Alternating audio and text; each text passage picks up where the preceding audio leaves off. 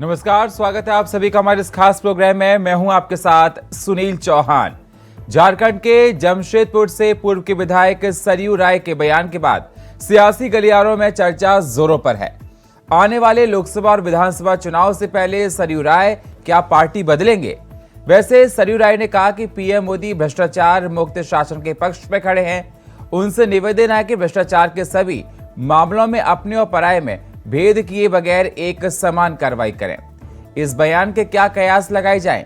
सरयू किस पार्टी में होंगे शामिल? क्या सरयू के किसी और पार्टी में शामिल होने पर कांग्रेस को होगा नुकसान? इसी पर करेंगे चर्चा, लेकिन सबसे पहले ये रिपोर्ट देखिए। क्या सरयू राय को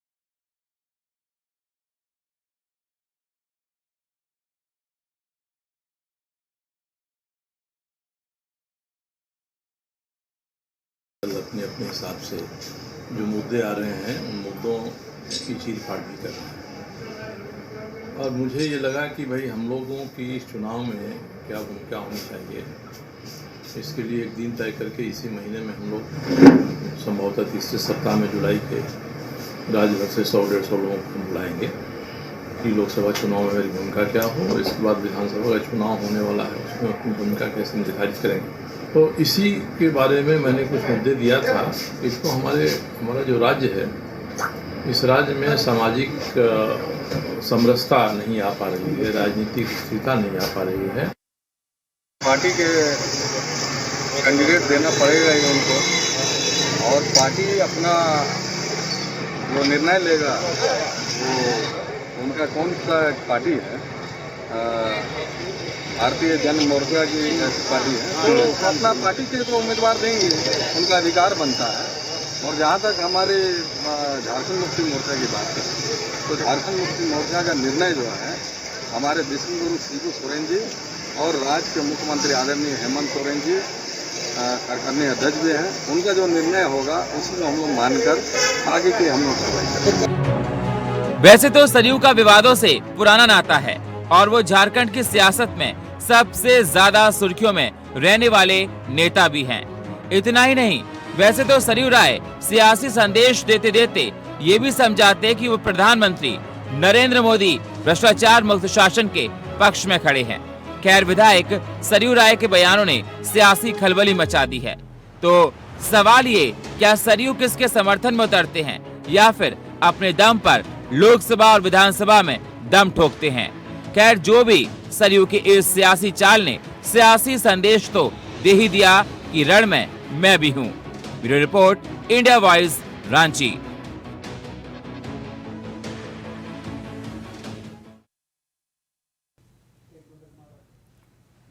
तो देखा जा रहा है कि सरयू राय के बयान के बाद तमाम मायने लगाए जा रहे हैं।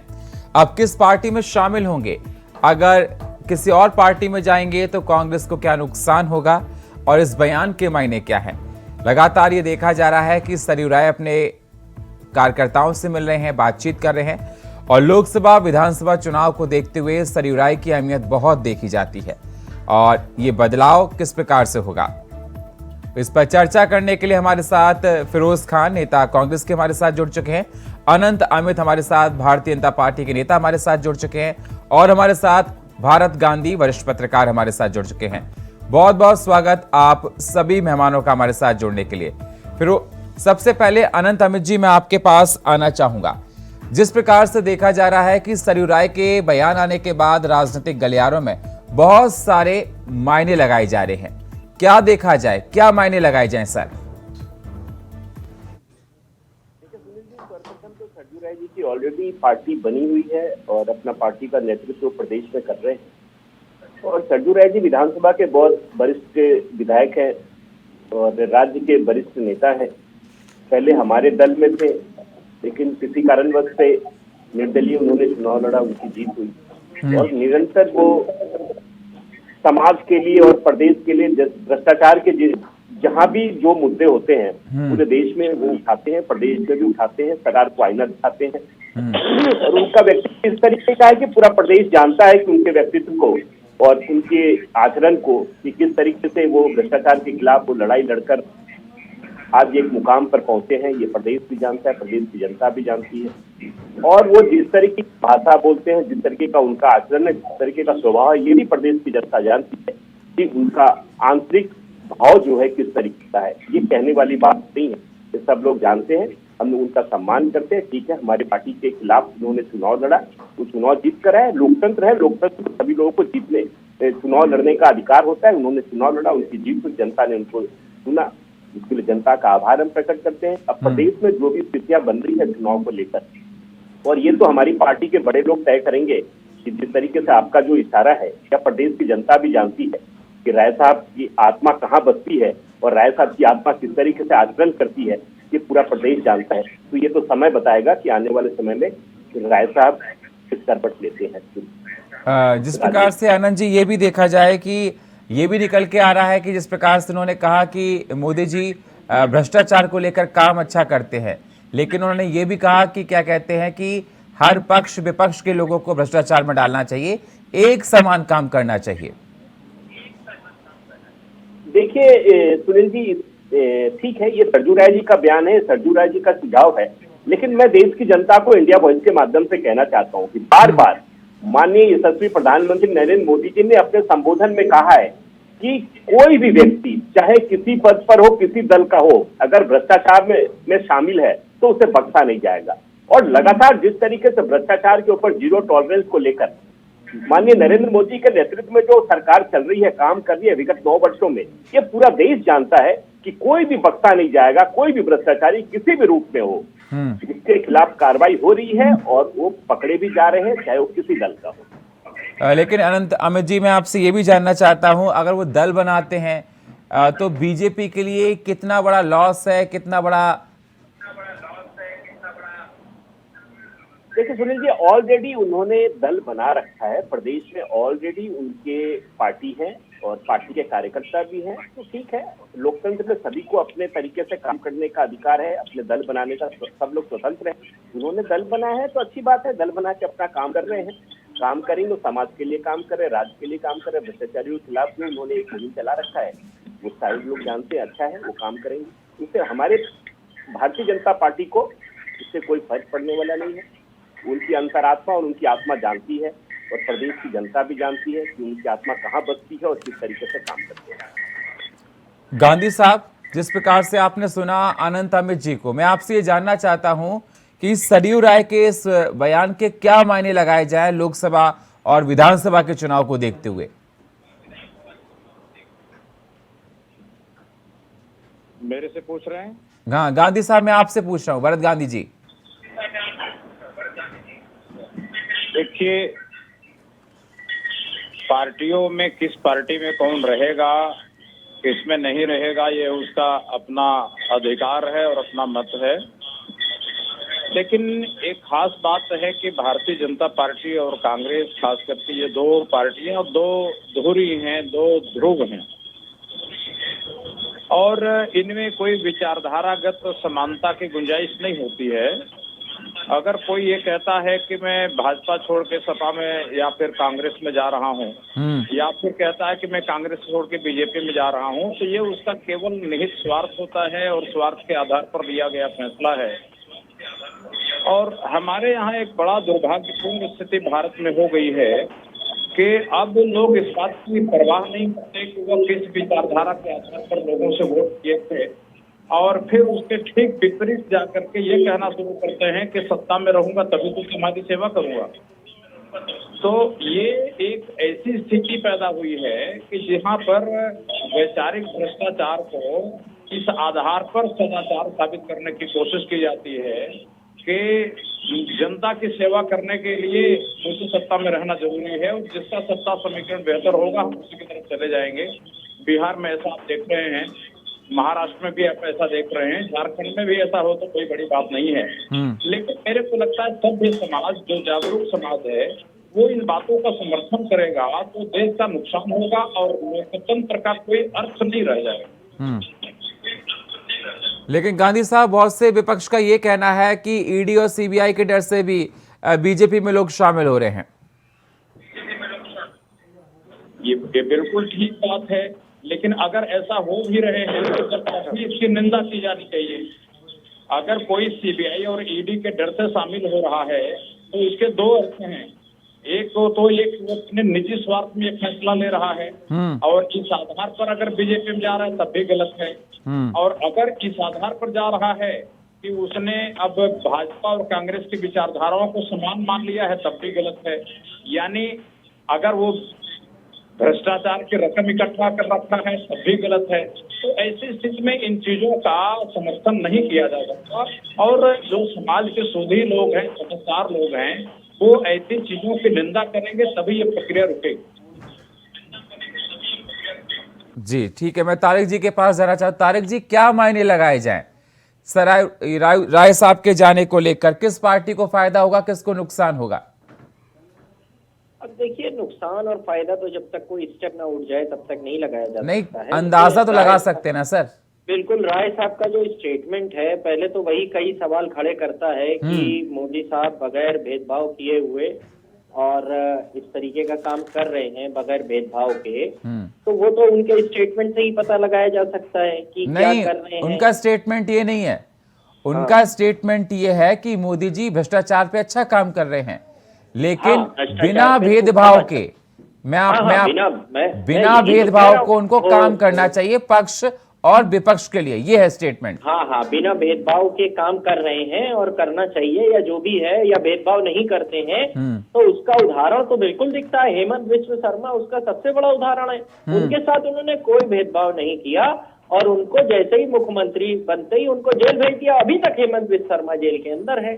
तो इस तरीके का स्टेटमेंट अगर कोई भी नेता देगा तो उसको आप कैसे डाइजेस्ट करेंगे? जब सवाल पूछा जाता है पीएम केयर फंड के ऊपर, सवाल पूछा गया कि आप उसकी ऑडिट उसका क्यों नहीं कराते हैं, तो कोर्ट में जवाब ये दिया गया कि पीएम केयर फंड की ऑडिट कराने की जरूरत नहीं है। तो मैं कह रहा हूं कि प्रधानमंत्री से जुड़ी हुई चीजें ही जब जांच के आधार पर उन पे सवाल उठाए जाएंगे तो पारदर्शिता बनाकर रखना प्रधानमंत्री की खुद की जिम्मेदारी है। लेकिन मोदी जी के पास एक जैकेट है, वो जैकेट पहनने वाला आदमी ईडी सीबीआई को नहीं दिखाई देता है। वो जैकेट भय दिखाकर किसी को पहना दी जाती है। वही भय इधर भी दिखाया जा रहा है राय साहब के ऊपर भी, कि तुम आ जाओ, वो जैकेट पहन लोगे जैसे ही, फिर तुम दिखाई नहीं दोगे। अभी महाराष्ट्र में कई लोगों को वो जैकेट बांटी गई है, लेकिन वो जैकेट मुफ्त में नहीं मिलती है। आपको अपने मौलिक अधिकार, आपको अपने अंदर की अंतर आत्मा को मार देना पड़ेगा, तब वो जैकेट मिलेगी। और अंतर आत्मा मरती कैसे है? जब आप अपने अंदर के जो जनप्रतिनिधि होने की जो भावना है, जब उसको मार देंगे तब वो जैकेट मिलेगी। तो उसको मार के अभी 6-7 लोगों ने वो जैकेट ली है महाराष्ट्र में, जिनको 7 दिन पहले 70,000 करोड़ का सीपीए घोटाला प्रधानमंत्री ने बताया था 7 दिन पहले ही, कि 70,000 का घोटाला एनसीपी के नेताओं ने किया है और उनका पर्दाफाश करेंगे। पर्दाफाश कैसे किया? उन्हीं लोगों को अपनी पार्टी में ले लिया और उनको वो जैकेट दे दी कि वो पहन लो। अब वही जैकेट पूरे भारत भर में बांटने की कोशिश है। जो डर जाएगा वो जैकेट ले लेगा। ऐसा दौर भारत ने कई बार देखा है, इमरजेंसी में भी देखा था। उसी टाइप का दौर ये भी है। उस इमरजेंसी के टाइम में भी जो भारत के महान नेता थे वो जेलों में गए थे। उसमें कई नेता अभी भी हमारे बीच में हैं, कई नेता नहीं हैं, और उसमें ये लोग भी थे जो आज सत्ता में हैं। उस वक्त ये लोग भी जेलों में थे जो आज सत्ता में हैं। लेकिन अब इनका जो अहम है वो जनता के काम करने से ऊपर चला गया है, उनका काम करने से। ये 2 सीट से 303 सीट हो गए तो अहंकार आ गया है, और जब राजनीति में अहंकार आ जाता है तो उसको तोड़ने की जिम्मेदारी जनता स्वयं अपने कंधों पर ले लेती है। ठीक है, मैं और बहुत जवाब जल्दी ले रही है। ठीक है, मैं सर आपके पास आऊंगा। अमित जी हमारे साथ जुड़े। अनंत अमित जी, आपने सुना तारिक खान सर को, उनका ये कहना है कि एक जैकेट चल रही है ईडी और सीबीआई की, हो सकता है कि राय साहब इसको पहन लें। देखिए सुनील जी, ये कोई जैकेट नहीं है। मैं खान साहब की आधी बात सुन पाया था, आधी बात नहीं। जितना सुन पाया था उसी का मैं जवाब देता हूँ। ये कोई जैकेट नहीं है भारतीय जनता पार्टी की। खान साहब, ये नरेंद्र मोदी जी के नेतृत्व की सरकार है। ये भ्रष्टाचारियों को बख्शने वाली सरकार नहीं है। एक परिवार की पार्टी नहीं है। ये मुलायम सिंह और लालू यादव और शिबू सोरेन जैसे लोगों की पार्टी नहीं है। ये भारतीय जनता पार्टी संगठन की पार्टी, एक व्यक्ति की, एक परिवार की पार्टी नहीं है। और हमने जिस तरीके से माननीय यशस्वी प्रधानमंत्री नरेंद्र मोदी जी के नेतृत्व में देश आगे बढ़ रहा है 9 साल में, ये सब लोग इसको जान गए, पूरी देश की जनता जान गई है। आपके ज्ञान से देश नहीं चलने वाला है। देश विकास के नाम पे चलने वाला है, जीरो टॉलरेंस भ्रष्टाचार के नाम पे चलने वाला है। इस तरीके से देश में 9 साल में माननीय मोदी जी के नेतृत्व में काम कर रही है हमारी पार्टी या सरकार काम कर रही है, कि पूरी देश की जनता जान रही है। और जो झारखंड में जो भ्रष्टाचार की जो गंगा बह रही है ना, ये भी जनता जान चुकी है। 3.5 वर्षों में झारखंड का जो स्थिति इन्होंने किया है, आपकी गठबंधन की सरकार ने, आप तो सरकार में शामिल नहीं है, लेकिन अगर आप भी होते तो वही करते जो पिछले उत्तर प्रदेश की सरकार में आपने किया था। इसीलिए ये ज्ञान आप अपनी पार्टी वालों को दीजिए, भारतीय जनता पार्टी को आपके ज्ञान की आवश्यकता नहीं है।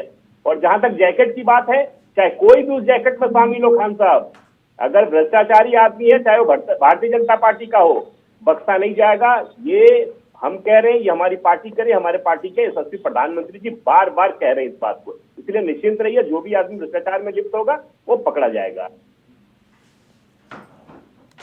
बिल्कुल, तो लगातार ये देखा जा रहा है। लेकिन अनंत अमित जी, ये बात आप नहीं कह सकते कि आपकी पार्टी में परिवारवाद नहीं।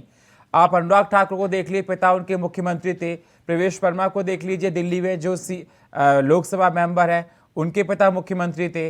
राजनाथ सिंह का बेटा पंकज नोएडा से विधायक है। तो परिवारवाद आपकी पार्टी में भी है सर ना।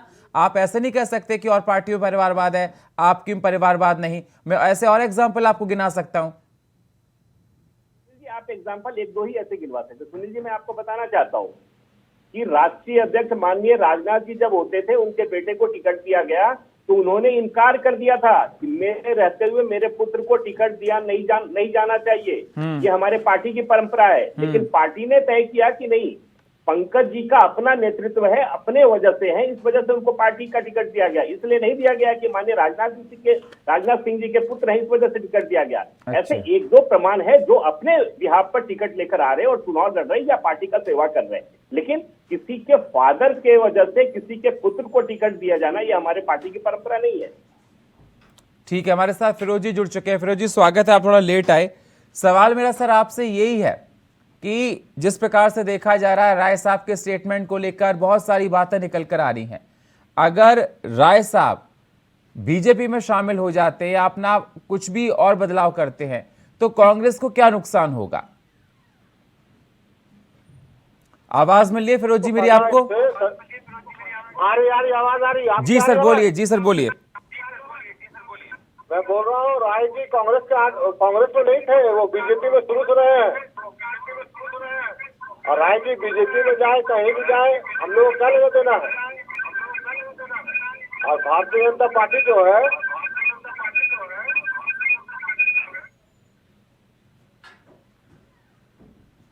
जी आवाज में थोड़ी प्रॉब्लम हो रही है। फिरोज जी, आवाज मिल रही है?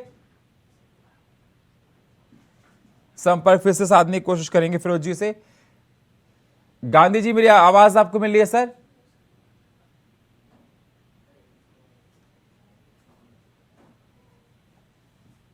अगर गांधी जी मेरी आवाज अगर आपको मिल रही है तो मैं आपसे जानना चाहता हूं क्या मायने लगाए जाएं राय साहब को लेकर। गांधी जी, आवाज मिल रही है सर? संपर्क नहीं हो पा रहा गांधी जी से और फिरोज जी से। आनंद जी, मैं आपके पास ही आना चाहूंगा। जिस प्रकार से आपने सुना होगा, फिरोज जी का कहना था कि वो बीजेपी में जा रहे हैं। देखिए, ये तो फिरोज जी का परसेप्शन है और ये तो माननीय सरजू राय जी ये खुद जानते हैं। और ये पार्टी, हमारा पार्टी, अगर हमारी पार्टी में आना चाहते हो, हमारा पार्टी का नेतृत्व तय करेगा। ये तो पार्टी का और सरजू राय जी का मामला है, तो इसमें हम और आप कहां से हैं। और ये फिरोज जी जिस तरीके से कह रही है, फिरोज जी तो पूरा प्रदेश कहता है, फिरोज जी तो कांग्रेस से आते हैं। अब कांग्रेस, चूंकि वो सब लोग जानते हैं कि सरजू राय जी का आत्मा कहाँ बसता है, उनका आचरण किस तरीके का है, किस तरीके राजनीति करते हैं, ये सारे लोग जानते हैं। कि जिस तरीके से भ्रष्टाचार के खिलाफ पूरा प्रदेश जानता है, प्रदेश नहीं पूरा देश जानता है कि सरजू राय साहब जिस तरीके से काम करते हैं और निसंकोच निस्भाव से काम करते हैं, पूरा प्रदेश जानता है। और लगातार जिस तरीके से वर्तमान सरकार के ऊपर भी, वहां के स्वास्थ्य मंत्री के ऊपर, कई मंत्रियों के ऊपर जिस तरीके से लगातार वो हमले करते हैं, उनके कामों का पर्दाफाश करते हैं, तो पूरा प्रदेश जानता है। और फिरोज जी के पास तो कहने के लिए कुछ होगा नहीं। फिरोज जी के माननीय मंत्री बन्ना गुप्ता जी के खिलाफ सरजू राय जी लगातार हमलावर रहते हैं। उनके सारे कामों को, जिस तरीके से भ्रष्टाचार हो रहा है, उनको उजागर करते रहते, तो फिरोज जी क्या बोलेंगे। फिरोज जी के पास तो उनके लिए कुछ कहने के लिए है नहीं। फिरोज जी तो यही करेंगे, वो भाजपा में जा रहे हैं। मैं फिरोज जी हमारे साथ जुड़े हैं, मैं उनसे जवाब लेता हूं। फिरोज जी, आपने सुना आनंद जी को? फिरोज जी, आवाज आ रही है मेरी आपको? संपर्क नहीं हो पा रहा है, कुछ टेक्निकल प्रॉब्लम हो रही है, हम संपर्क फिर से साधने की कोशिश करेंगे। गांधी सर, मेरी आवाज आपको आ रही है? चलिए, फाइनल कमेंट दीजिए अमित जी आपका। तो जिस प्रकार से देखा आपने कि राय साहब को लेकर सियासत लगातार गरमाई हुई है, अब ये देखना होगा कि आने वाले वक्त में वो किस पार्टी में जाते हैं। और फिलहाल हमारे इस खास प्रोग्राम में इतना ही। बाकी खबरों के लिए आप बने रहिए इंडिया वॉइस के साथ। तब तक के लिए नमस्कार।